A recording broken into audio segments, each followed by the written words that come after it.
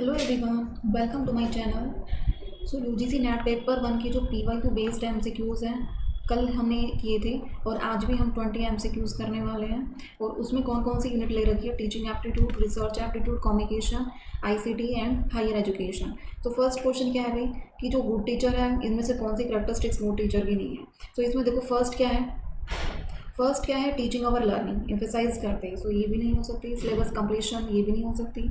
और क्या है मेमोराइजेशंस इंकरेज करते हैं, यानी क्रैमिंग पे वो इंकरेज करना ये भी नहीं हो सकती। सो क्या है स्टूडेंट को पार्टिसिपेट करने में इंकरेज करना। तो ये क्या है इसकी कैरेक्टरिस्टिक्स हो जाएगी। फिर which domain of teaching is concern with skill and performance. Skill और परफॉर्मेंस में कौन सा जो डोमेन है टीचिंग का वो है।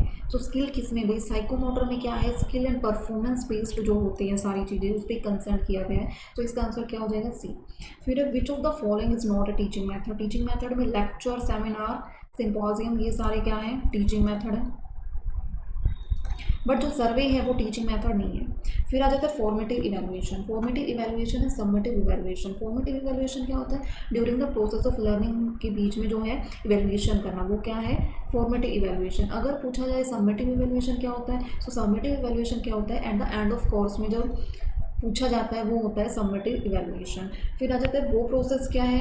Arriving at a conclusion based on observation. Conclusion based on observations किस चीज़ के ऊपर बेस्ड है भाई? ये बेस्ड है किस चीज़ के ऊपर? Inductive reasoning. अगर इसका अपोजिट हो जाता है यानी ऑब्जर्वेशन यहाँ आ जाता एंड कंक्लूजन यहाँ आ जाता तो क्या होता?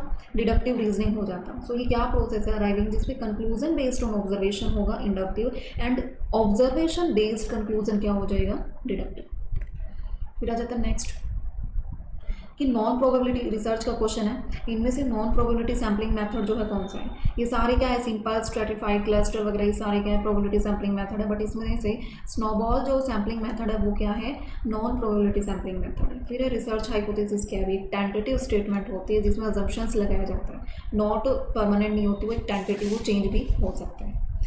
फिर इनमें से जो टाइप है रिसर्च का, डज रिसर्चर यूज़ करता है बहुत क्वालिटेटिव एंड क्वांटिटेटिव डाटा का, तो वो क्या है भाई? मिक्स्ड मेथड रिसर्च है जिसमें दोनों का यूज़ किया जाता है, बहुत क्वालिटेटिव एंड क्वालिटेटिव। फिर आ जाता है कम्युनिकेशन साइकिल कंसेप्ट। कितने बेसिक एलिमेंट्स जो है वो इसमें है? कितने हैं भाई? 5 जो एलिमेंट है कम्युनिकेशन साइकिल में वो है। फिर पूछ रखा है कि इनमें से not a barrier to effective communication. अब बैरियर कौन सा नहीं है इसमें? सिमेंटिक बैरियर होते हैं, इमोशनल भी होते हैं, कल्चरल डिफरेंसेस भी होते हैं। सो इसमें एक्टिव लिसनिंग जो है वो इफेक्टिव बैरियर नहीं है। उसके बाद आ जाता है क्लासरूम कम्युनिकेशन। जो टीचर का रोल होता है प्राइमरीली वो क्या होता है? वो एक फैसिलिटेटर का रोल होता है। किसका होता है?